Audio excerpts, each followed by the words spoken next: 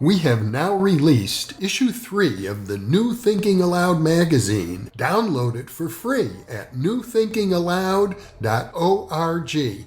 New Thinking Aloud is a non-profit endeavor. Your contributions to the New Thinking Aloud Foundation make a meaningful difference in our ability to produce new videos. Thinking Aloud. Conversations on the leading edge of knowledge and discovery with psychologist Jeffrey Mishlove.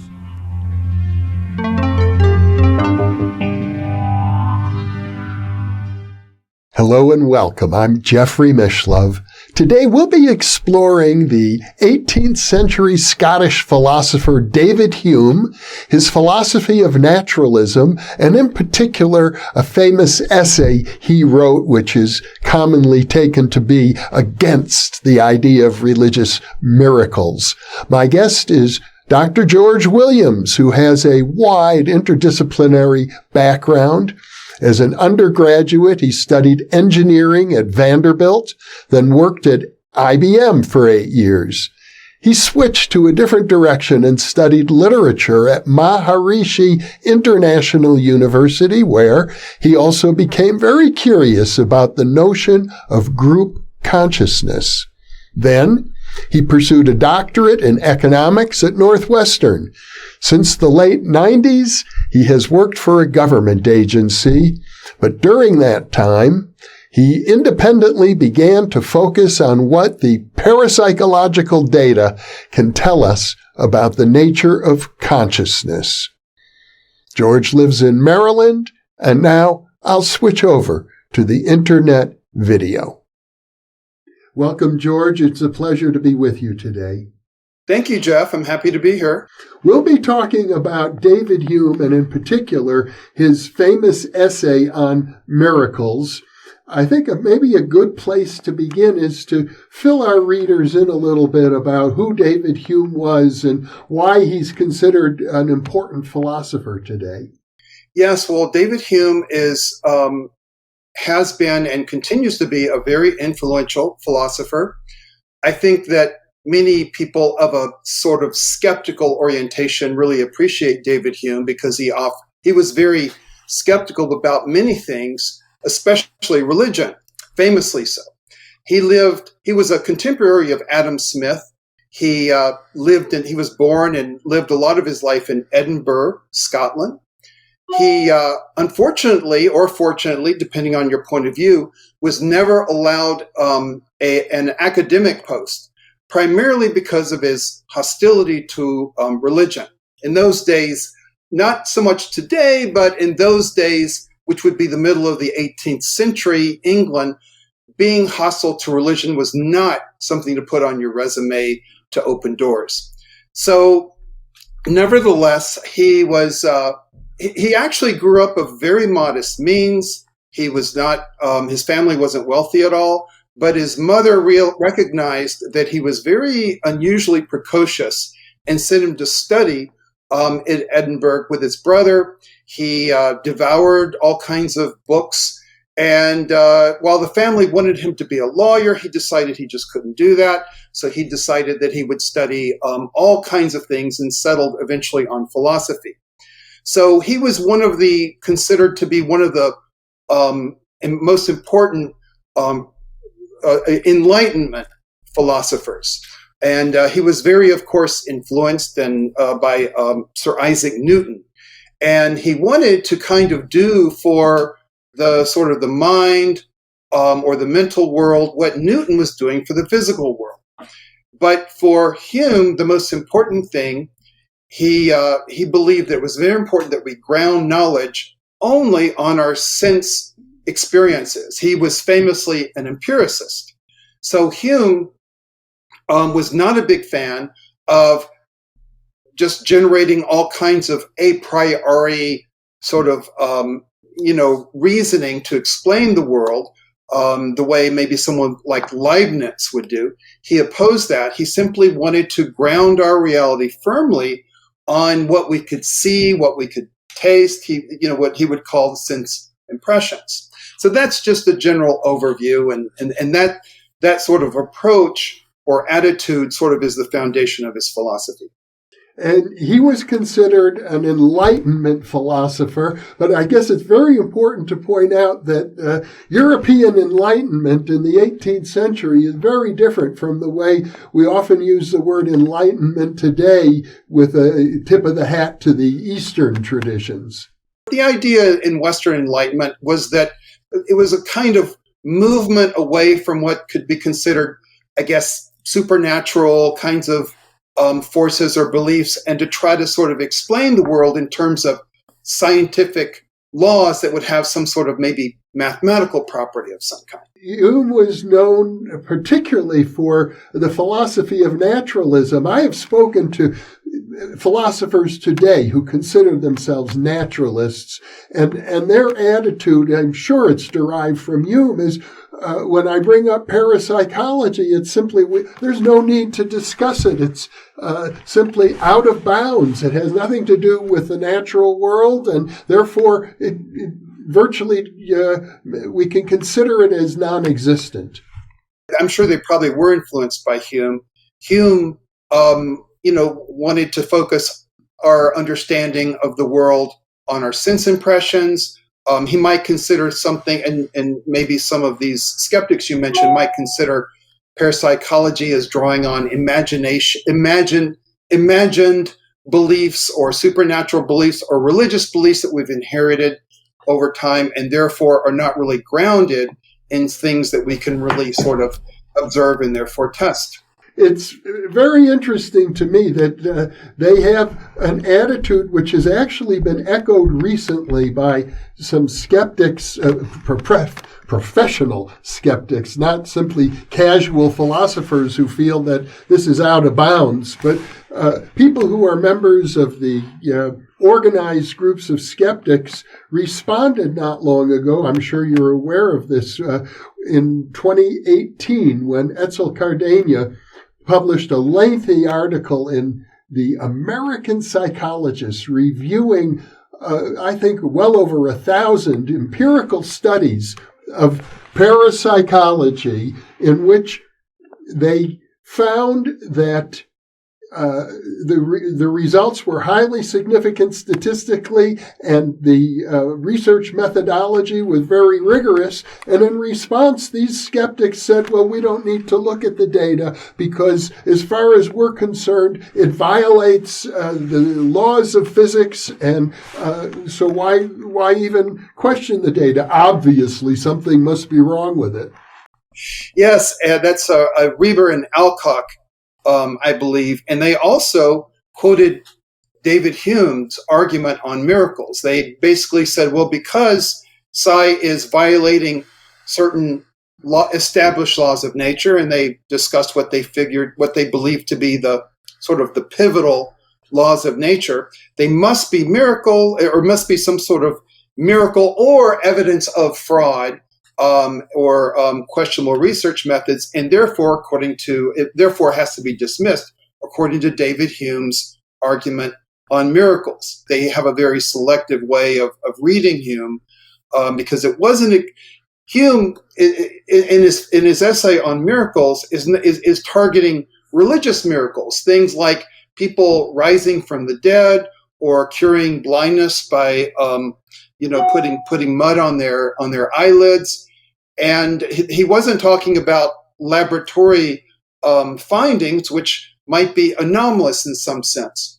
To put it charitably, it's just not really clear that they've done their homework to take Hume's arguments and sort of turn it against the psi data.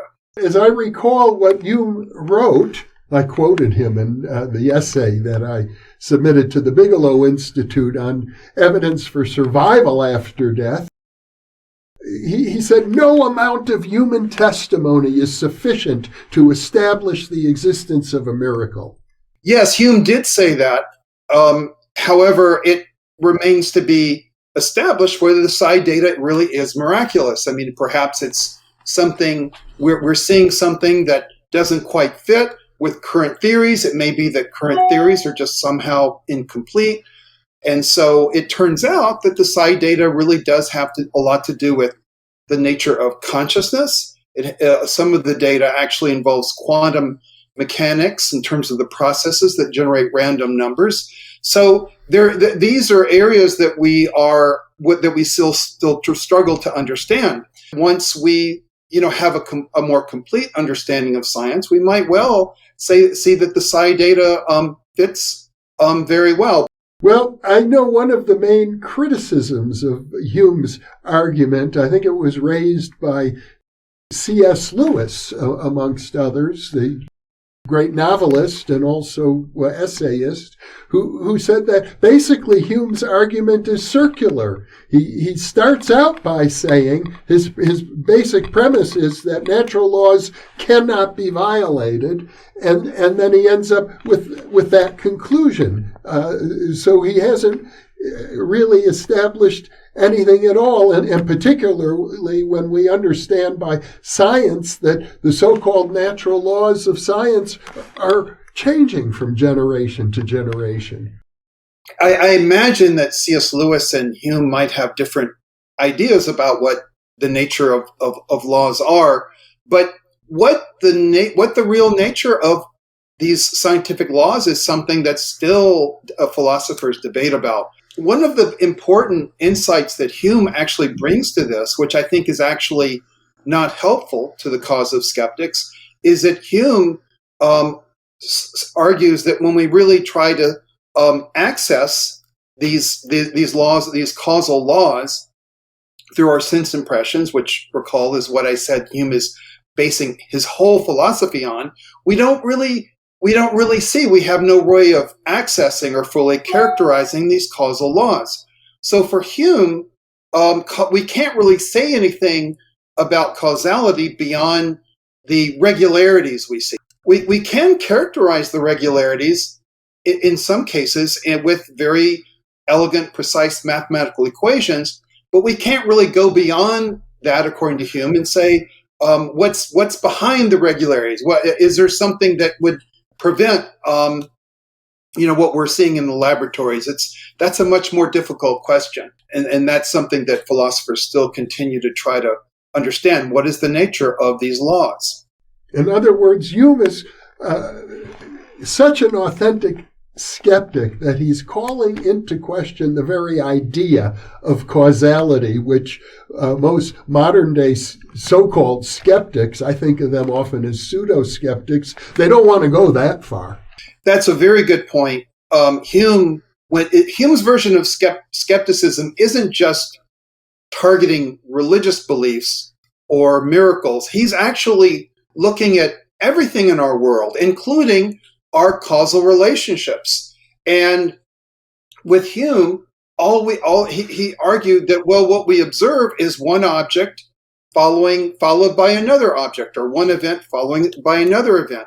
We don't really see the connection. We just see the one thing following another. So he argued that we can sort of summarize the regularities, but that's about as far as we can go.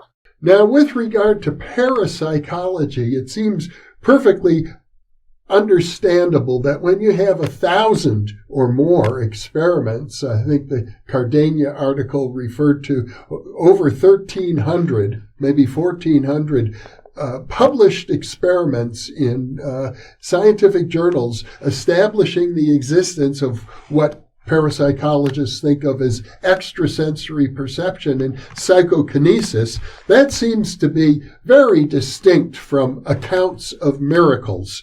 But on the other hand, in the literature, particularly the survival literature, we have full-body materializations, we have apports, we have a lot of phenomena that begin to blend more and more into what people could think of as the miraculous. A lot of the psi skeptics don't recognize that a lot of weight or a lot of power from Hume's arguments against miracles comes from what he characterizes the sentiment that people had with respect to religious beliefs. He noted that religious beliefs inspire a sense of wonder, of passion, and Hume felt that these were sort of made their testimony inherently unreliable. And then when you pivot to the laboratory, when we're talking about the psi data, basically you're talking about experiments that follow protocols, that engage with critics, and therefore basically removes a lot of the inherent problems against religious testimony. So this is something that's usually missing from the skeptical arguments. But now you're mentioning another literature, survival, apports. This may invoke. I could see how this might invoke the kind of sentiment that Hume was discussing, and so you could see how the debate might follow a kind of, well, we can't rely because it's sort of it's inspiring all these inherently unreliable sort of passions and so forth. So it may be that's an area where that some of Hume's argument might get traction. I would also suggest that some of these areas, though, probably may fall into the mystery, the problems of understanding consciousness and what the reality. I mean, for post-life, if we don't really have a good theory of consciousness, can we really rule out conscious experience after the body ceases to function? These are very. I think these are still interesting questions. Well, and the parapsychological data, the experimental data, simply ESP, even card guessing tests and dice throwing tests with psychokinesis, established that, as Rhine used the phrase, the reach of the mind is beyond the physical body. In Rhine's work, I think it was Price that was one of the first to invoke Hume and to attack Rhine's work. It's an interesting paper where he first begins by saying, looks like Rhine has established that ESP is real, but then he sort of unsheaths Hume's argument against miracles and says, this is impossible. His argument, I think, falls into the same problem that what I was mentioning with Reber and Alcock. And in both those cases, they try to sort of establish these sort of what C.D. Broad called basic limiting principles, or in Reber and Alcock, they call scientific principles. Basically, the psi skeptics have a tendency to sort of try to establish these limiting principles that could constrain what is allowable in experiments. And the problem, though, is that constraining principles are established in a particular area of science where we've done copious experiments and we have great understanding and of the results based on great precision, but they're applied to another area that we have less understanding of. And if we turn to Hume, we don't access these laws in an a priori sense, that is based on experiments here. We can a priori exclude the possibilities in this other area. Hume would basically say that you can't sort of construct these limiting principles that you can just apply all over the place. Well, Hume, to my understanding, is very limited. I'm not a philosopher really, or a student of the history of philosophy, but I understand he wrote a great deal about the relationship between logic and the passions. And I think at one point he famously said that perhaps it was in the realm of ethics, I'm not quite sure, that logic should appropriately be ruled by the passions. Yeah, the rationalists would probably, did fight him on that. But I think that's a really excellent point, because our passions are arguably sort of rooted in, of who we are, a sense of identity or a sense of fundamental beliefs.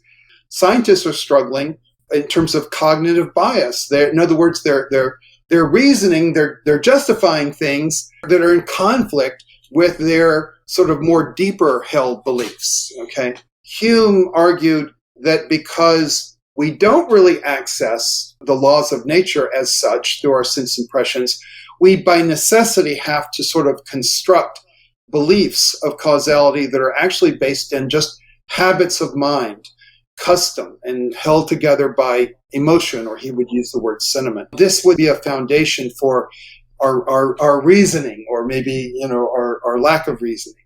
If I recall correctly, I think Hume believed that with regard to moral decisions, we delude ourselves if we think that our logic is what is behind the moral decisions that we make, that ultimately they're all a question of, as you say, sentiment.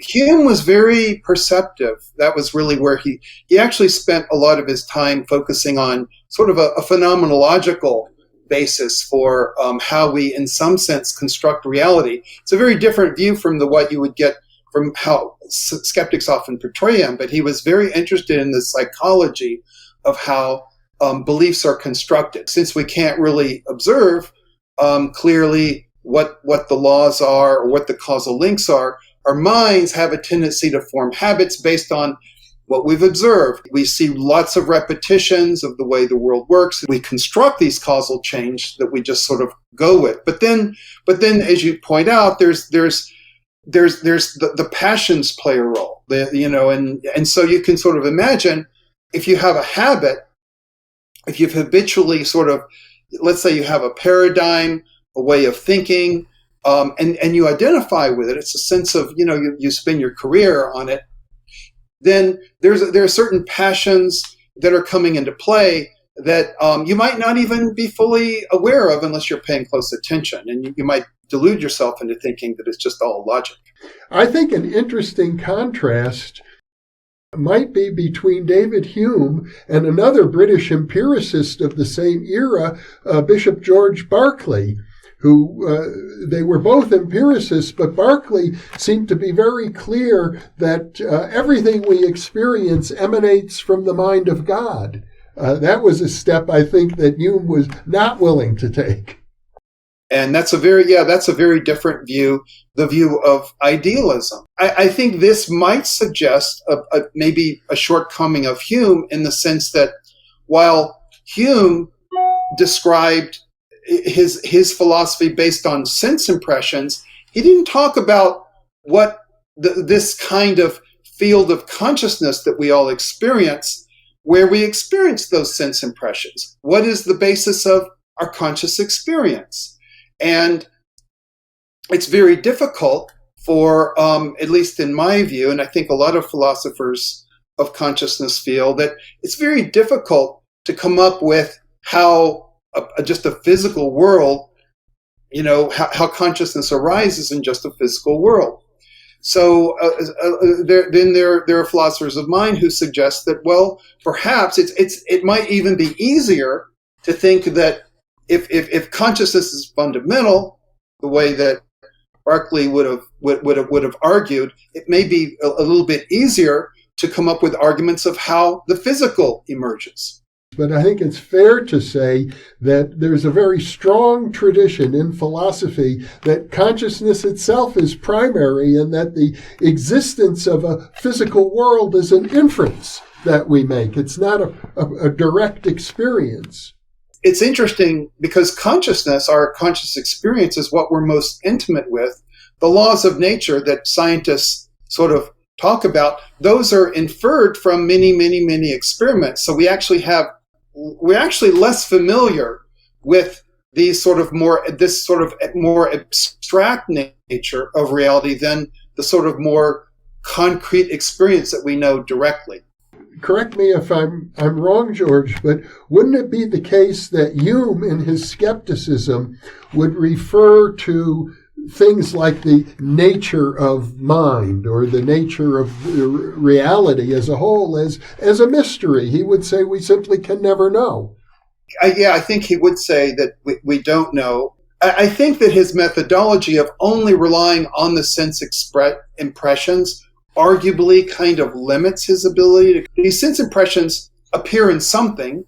If we're being sort of just clear about our experiences, so what is the nature of the experience? So Hume's methodology doesn't really give us, I think, sort of a good way of getting a handle on what consciousness itself is. It doesn't seem to me that that's such a bad position, because if you refer to consciousness is the ground of reality, or God is the ground of reality, or you say, well, the ground of reality is a mystery. In a way, you're saying the same thing.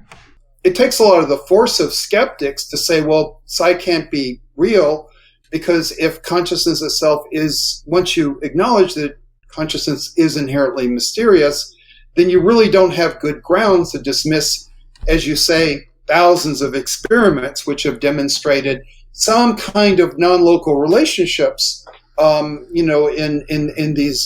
in these experiments.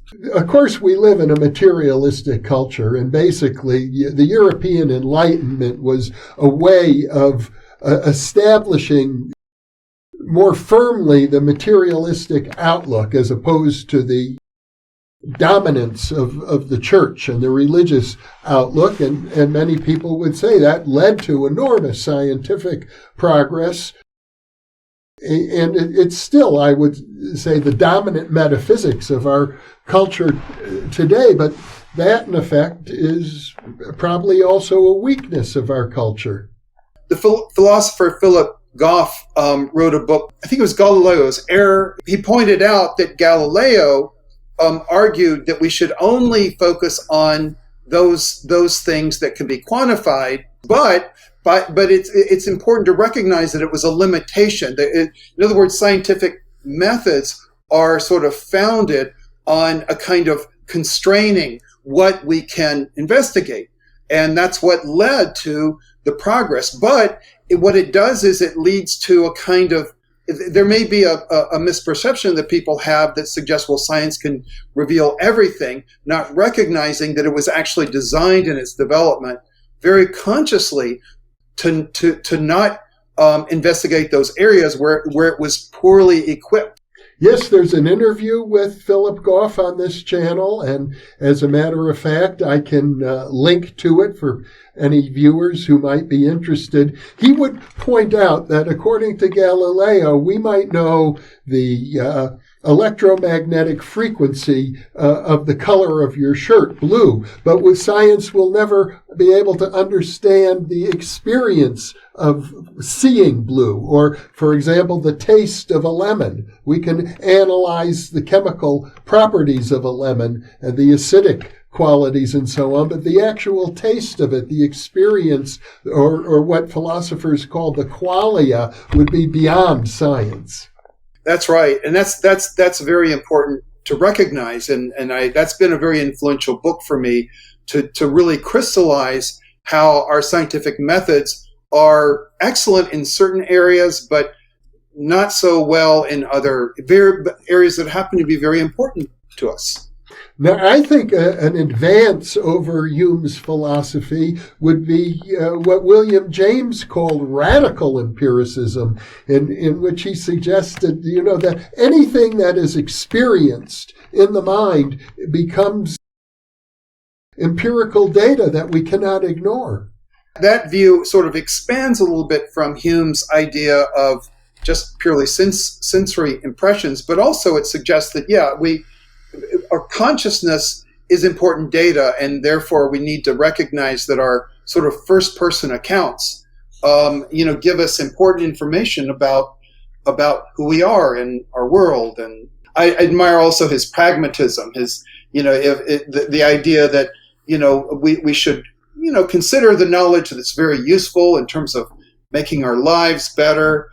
He actually even, I think, would counter Hume in terms of, so Hume might say, well, religious miracles are inherently or the testimony is inherently unreliable. But William James might say, well, wait a minute though, what if some of these religious miracles, like as you point out, survival, what if it gives people a sense of meaning, a sense of joy, a sense of awe, of mystery, and in some sense makes their lives feel more worth living? That seems to be an important consideration as well. So that you could sort of imagine, it's sort of a fun experiment to imagine them having that kind of debate. And of course, today there's a vast literature on religious experience. And even if you think beliefs in religion are untrue, They nevertheless seem to promote a healthy attitude towards life along many dimensions. And people with religious beliefs seem, among other things, to be happier.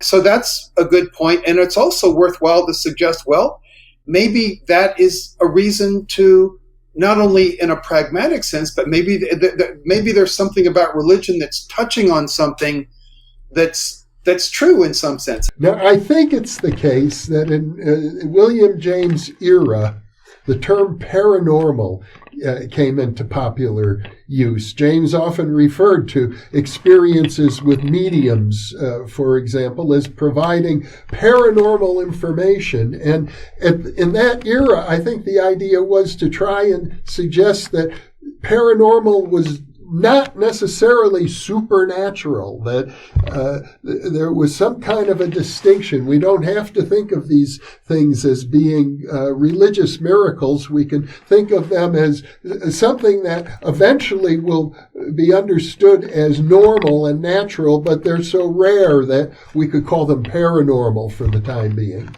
Yeah, I was reading some William James the other day. I think the book was on. He was addressing the possibility of survival, and he mentioned he had a version of the hard problem of consciousness as a way to suggest that we can't really dismiss the possibility. But he also pointed out that the mind had I think he had sort of a version of the brain as a filter, that there's sort of a larger mind, what he called, I think he used the word mind at large, or something like that, or maybe that's Henry Bergson who used that phrase. But anyway, they both had a theory of the brain as a filter.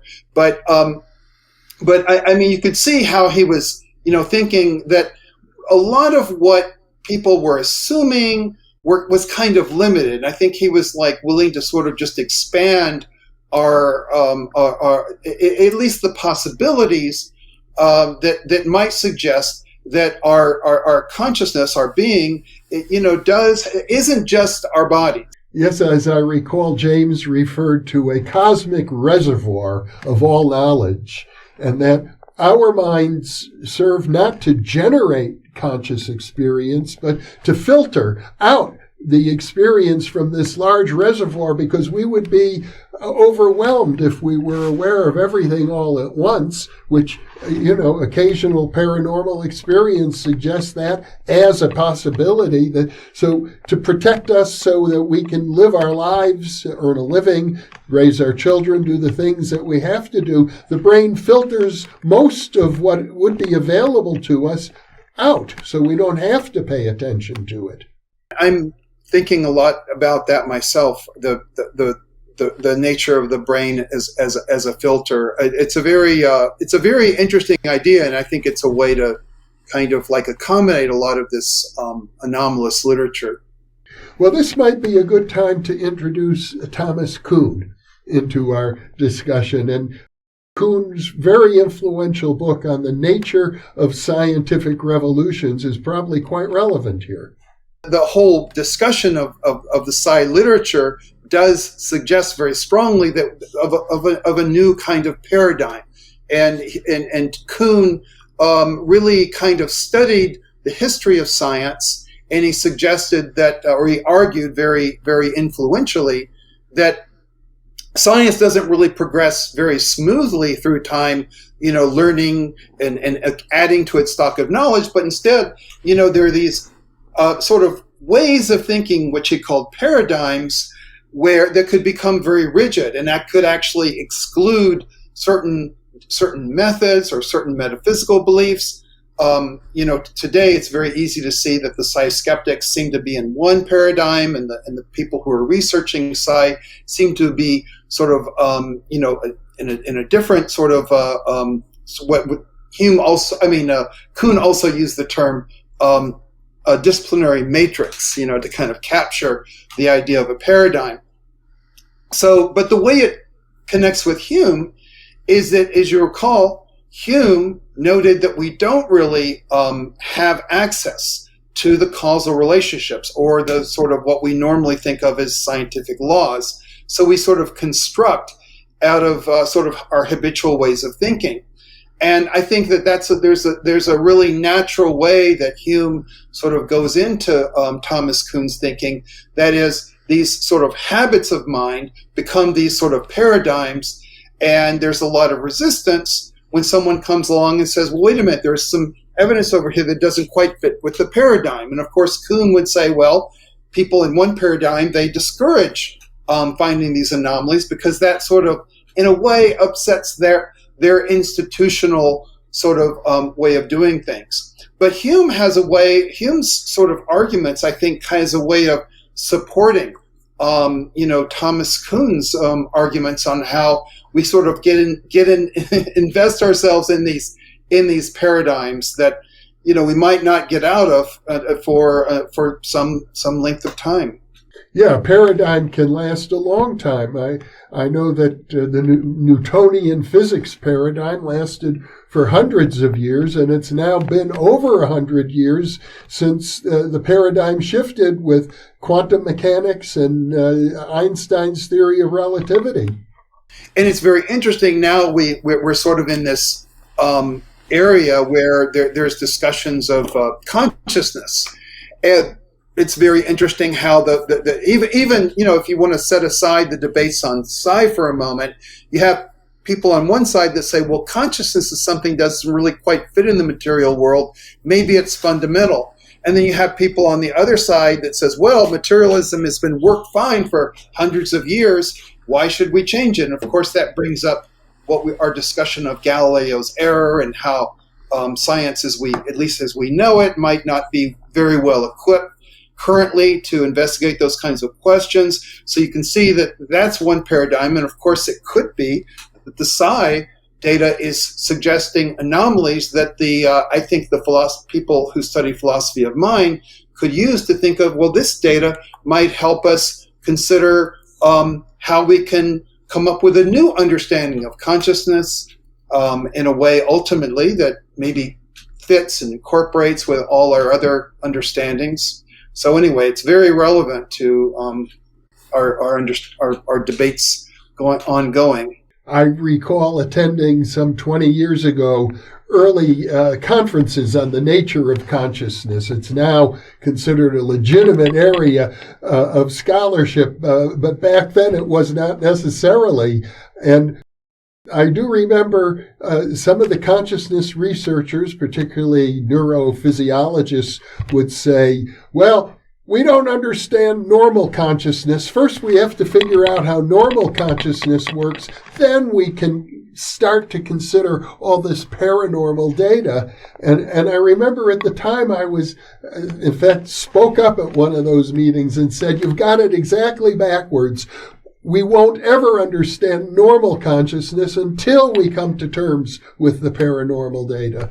Yeah, that sounds very much like, as William James might put it, we want to sort of understand the anomalous data sort of helps us, understand, the white crow is enough to tell us, that all crows are not black. And so we want to understand the anomalous. Well, William James suggested all you need is one white crow to disprove the hypothesis that all crows are black. I think Thomas Kuhn is saying that over time, these so-called anomalies that get ignored for the most part accumulate and accumulate to the point where they no longer can be ignored. And somewhere along the line, someone is going to come up with a theory that can account for them. And then when enough of the older generation of scientists die off, the new theory, it becomes the dominant paradigm. Yeah, that's the story that Kuhn tells, and I think that's probably the way it has to happen. But he doesn't say it's. I don't think he predicts exactly the precise conditions when it's sort of, well, once enough anomalies happen or once someone comes up with the right kind of theory. He really actually resisted the notion that even once we overthrow and have a new paradigm, which is in some ways better at dealing with the anomalies, he resisted the idea that we ever get really closer to the truth in some sense. He which is actually a very Humean kind of position. one of my mentors was Arthur M. Young. He was the man who invented the Bell helicopter and got into cosmology. And he used to say, because after Kuhn's work, many people would say, I have the new paradigm. And there's still people like that around. I've invented the new paradigm. And Arthur Young would say, that's impossible because a paradigm actually is not conscious. It operates at the subconscious level. He said an example of a paradigm would be about 250 years ago in the United States during the era of David Hume, as a matter of fact, we were burning witches at the stake here in America. Today we say, oh, witchcraft doesn't exist. So that's a real paradigm shift. Yes. One thing that's kind of interesting about paradigms is that it has to be shared across a relatively large number of researchers, because one of the useful functions of a paradigm, we often think about how paradigms might limit us, but Kuhn was actually also suggesting the advantages because it has a way of coordinating across different laboratories, different academics and researchers. They all sort of share the same sort of methods and assumptions and so forth. That allows them that allows for efficiency. They can sort of read each other's work and sort of and basically work within that paradigm. There's a sort of efficiency about it. So you can't have just one person that comes out and says, well, I've got the new paradigm, because it doesn't really become a paradigm unless you've got a sort of a wider number of people. George, I know that one of your big interests is the implications of parapsychology data for physics and for the philosophy of mind. And I wonder if you've arrived at any conclusions. Well, as it happens, I do have my own sort of position, which I think is arguably a very strong one. And that is that there are two sort of philosophies that I kind of like to sort of combine. And one of them is Russellian monism. And that's the argument that there's an intrinsic aspect of the physical world that science can't really tell us about. And Russellian monism argues that there is an intrinsic aspect, and there are good reasons to think that it might be the ground of consciousness. That is, if we think of consciousness as fundamental, there are reasons to think that the intrinsic aspect of matter, that is, if you think about all the particles that sort of constitute our world, what is in their what is their sort of fundamental essence? That's kind of the intrinsic aspect. And Bertrand Russell, who actually is, most people think of him as would be kind of skeptic in a lot of ways, argued that our conscious experience is the only thing that we know of that has a kind of intrinsic nature. That is, it doesn't really it seems to be something that we experience without the benefit of sort of abstract equations. And so he argued that our best bet for intrinsic nature is consciousness. So consciousness is sort of at the root of reality. But then you might ask, well, what is this root of reality? Is it quantum mechanics? Is it particles? What is it? So another sort of philosophical position is that the best way to understand quantum mechanics, because of the non-local correlations, is that there's some sort of underlying ground that is simultaneously sort of orchestrating the different instantiations of possible quantum states, and this quantum ground has a sort of non-local sort of property. It has to, in order to be able to sort of influence simultaneously the different quantum states. So if you put these two things together, you have this quantum ground having consciousness properties. So and in a non-local way. And you might also argue that this sort of conscious ground of consciousness is sort of a field of potentiality, because, of course, what is beyond the particles that constitute our world? Well, if it's this ground, it has to be a ground of sort of potential or potentiality.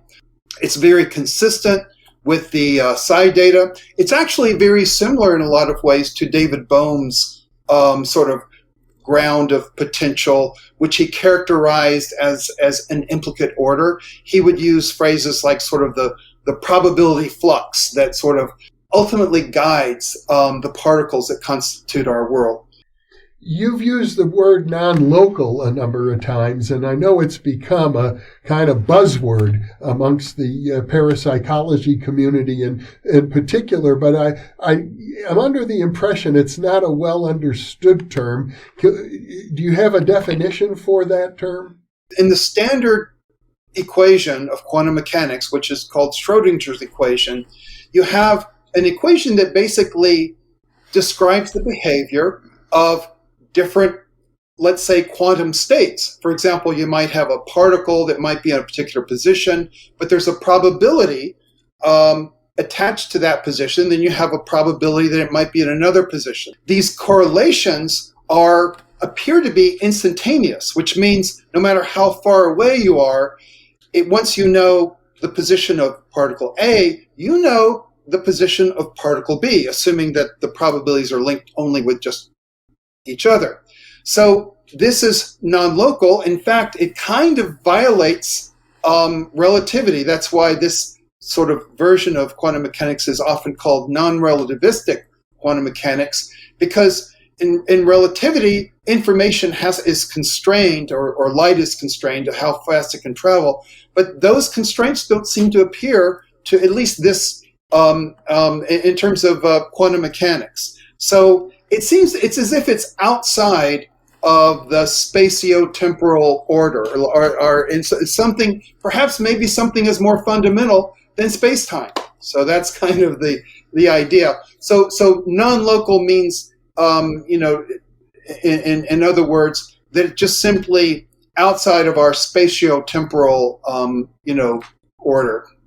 Let me share a little story, a funny story with you about that. Recently, my stepson, Louis, who lives with us, who loves to joke around, asked me, what is the shortest distance between 2 points?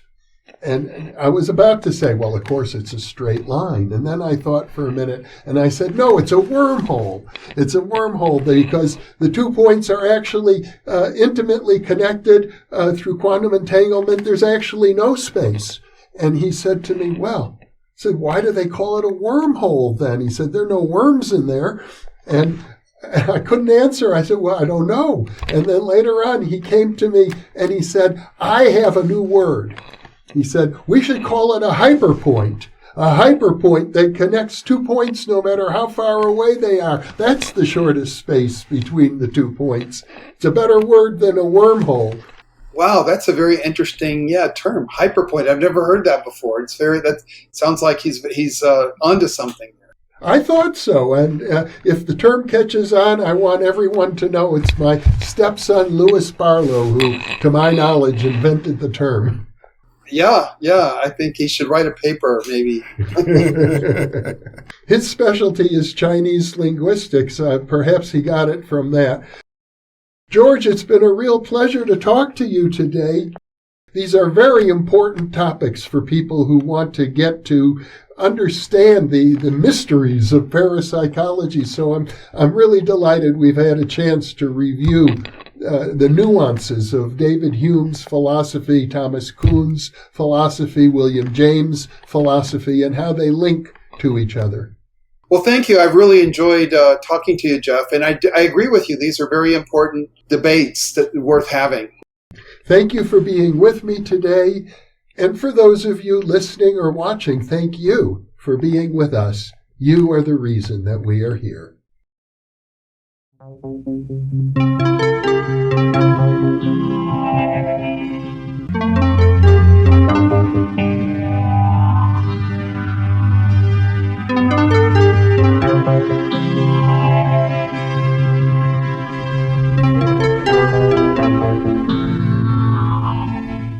I imagine that by now many of you already realize that in conjunction with White Crow Books, we've just launched the new Thinking Aloud Dialogues book imprint, and our first title is There Life After Death?